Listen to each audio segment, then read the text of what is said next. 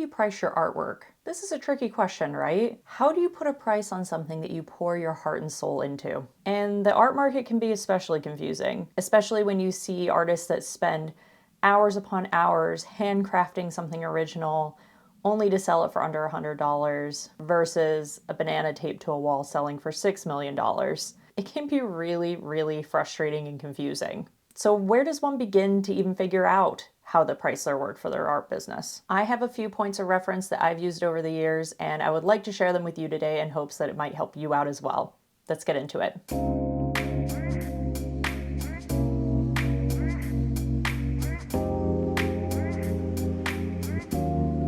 Hi friends, welcome back to my channel. In case you are new here, my name is Fiona and I'm a visual artist. And on this channel, I like to take you with me on my artistic journey, whether that means working on projects here in my studio, going out to see art exhibits, buying art supplies and sharing my haul with you, basically any art related content. So if that sounds like something you're into, please like and subscribe.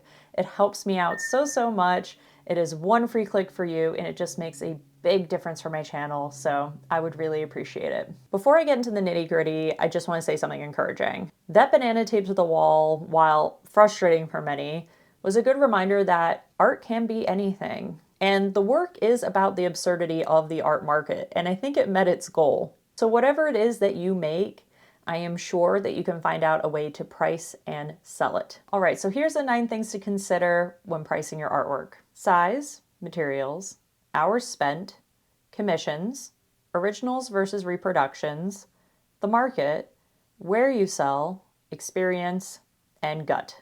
So let's talk about size first, because in general, I find this the easiest way to start pricing your work. And that's simply because the smallest is generally going to be the lowest, and then you will scale up from there.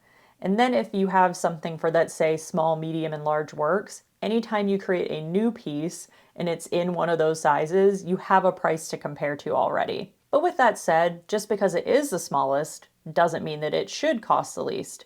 There's a lot of other factors to consider. So let's talk about those next. You spend a lot of money on materials, right? Art supplies are not cheap, so you should definitely take this into consideration when pricing your artwork. For instance, I have a body of work called My Colorful Universe, and it was paint on top of Color Aid paper, and I would price it framed at $1,350. There was one piece in that body of work that I had treated slightly differently, and I had used a bit more materials on it, and hence, that piece in the series was priced at $1,500.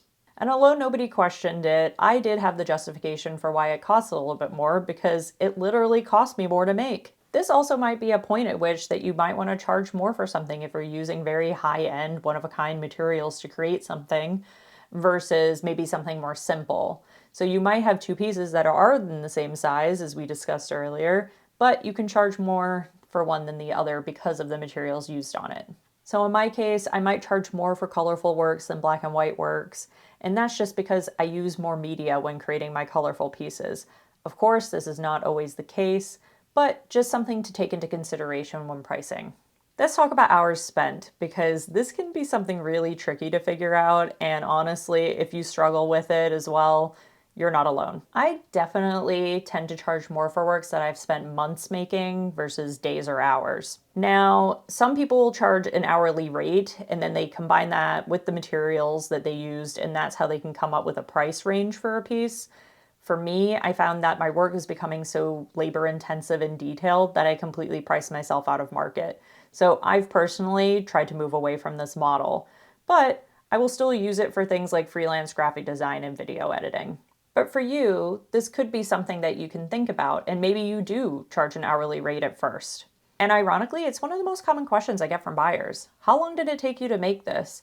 And if you're someone that's done an art fair or any sort of art expo, then it is a common question amongst collectors. They like to know how long an artist has spent on a piece.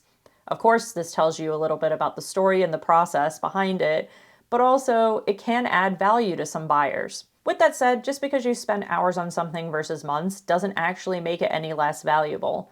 I think there's that famous story of Picasso where he's at a bar and someone asks him to draw something, and he quickly scribbles on a napkin and asks for 1,000,000 francs.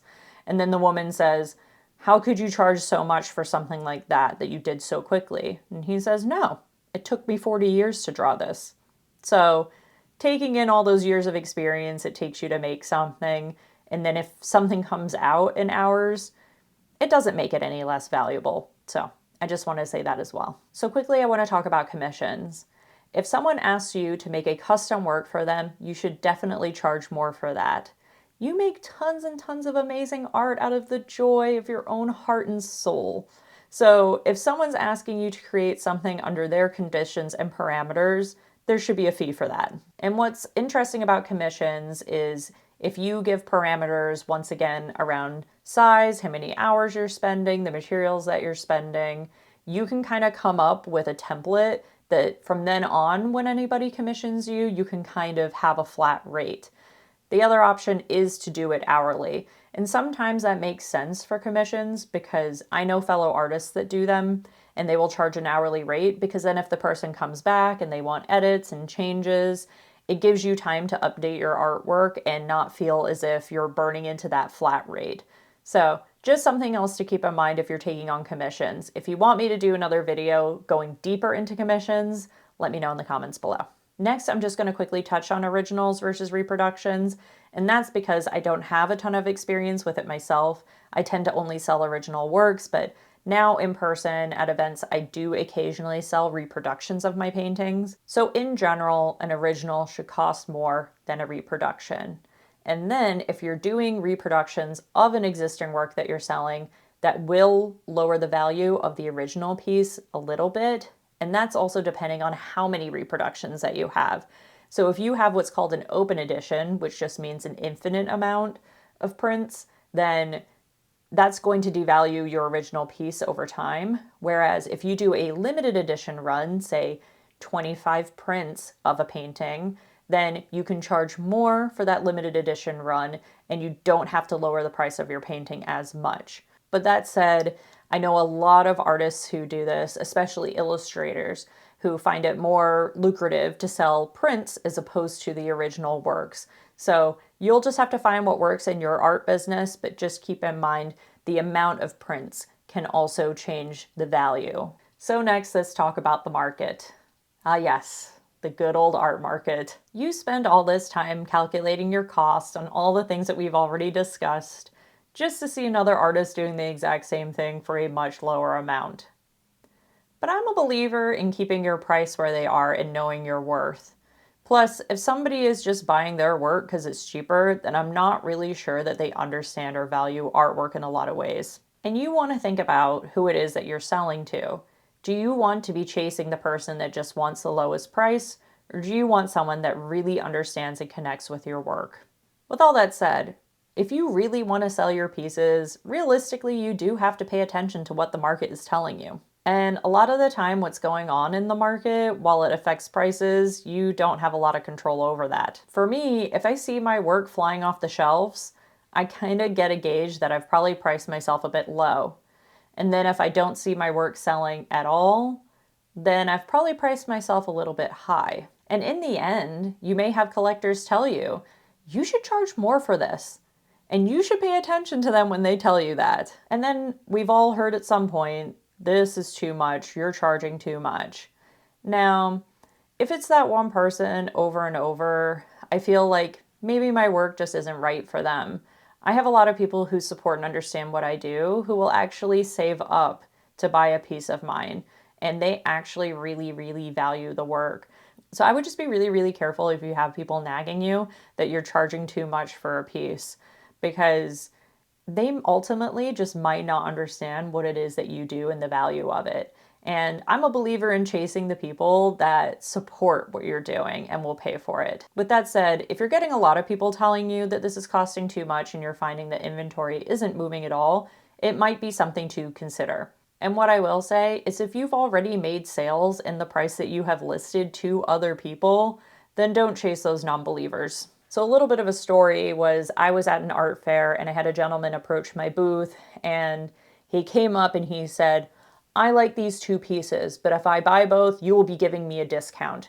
Now, up until that point, I had been selling the pieces at full price at multiples without offering any discounts, especially not to somebody who just walked into my booth that I don't have a relationship and that I don't know.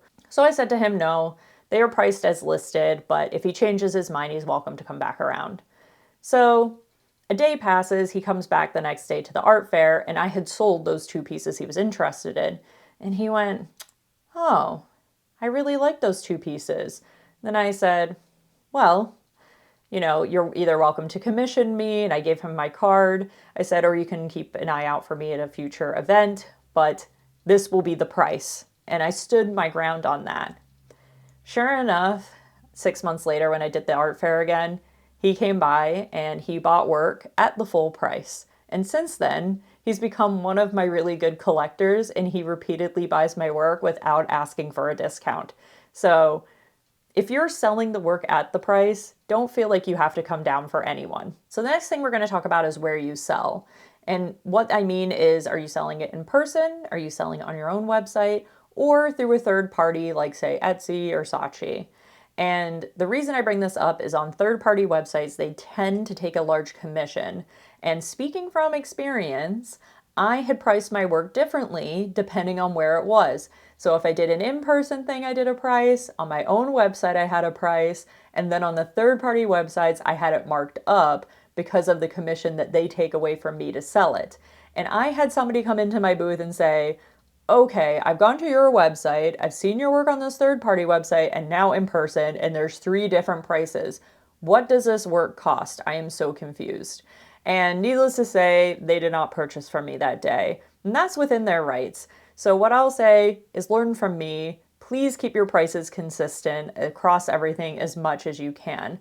With that said, of course, you can offer a discount if someone's buying something on your website directly from you, or say if you're doing a limited in-person thing, you can offer something special. But in general, consistency is key for this, and just think about where you're selling across all these things. Try to keep that price consistent. So let's talk a little bit about experience, because as your practice grows, so should your prices. So if you are making new bodies of work over time, don't be afraid to increase your prices on that. You've grown as an artist, and so has your expertise, so that should be shown also in your prices. I'll say most of your collectors and supporters who adore you already will continue to support you. They will even feel proud that they got in on the ground floor and got some of your work before you became such the big art superstar that you are now. So let's talk a little bit about the last thing I use, which is gut. So I'll write down the prices from stuff, and I'll sort of have a gut feeling of what I want to price it at. So then I'll bring in trusted friends or family to get their opinion, and they'll tell me, you know what, you could charge more for this, or this seems a bit high. So as long as you have some trusted people, lean on them and get their opinions, because it's really good to have an outside perspective. But ultimately, at the end of the day, if you have an icky feeling about selling something for a certain price, don't do that. Just charge what you think it's worth, and it's about the right piece, finding the right person at the right time. So I hope that some of those things were helpful. What I'll also say, just a key to selling art is put yourself in the buyer's position. Art is an investment, and just don't get offended if somebody can't acquire your piece quite yet. It doesn't mean that they don't like your work any less. It just might be that they're not in a position to do so. And ultimately, if you don't understand the buyer, you're not really going to be able to sell your work to them. So always seek to understand before making assumptions. Was this helpful? Do you have any tips on how you price your work? We would love to hear them in the comments.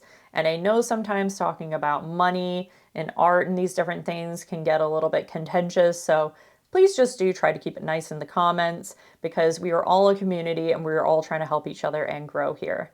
And speaking of, feel free to leave any questions you may have, and I might answer it in a future video. But for now, I will see you next Friday for another Artist Tips video. Until then, stay well and stay inspired, my friends. Bye.